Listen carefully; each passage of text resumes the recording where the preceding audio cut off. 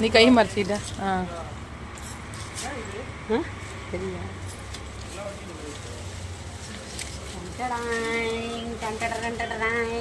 ஐயோ எம்மா எம்மா எவ்வளோ எவ்வளோ இங்க பாரு அது ஃபுல்லாவே அந்த லேயர் ஃபுல்லாவே இருக்கு.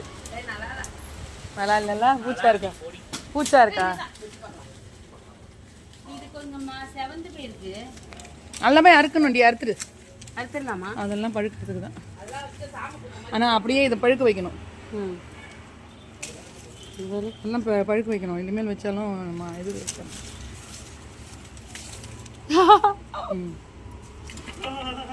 சூப்பரா இருக்கு பாரு.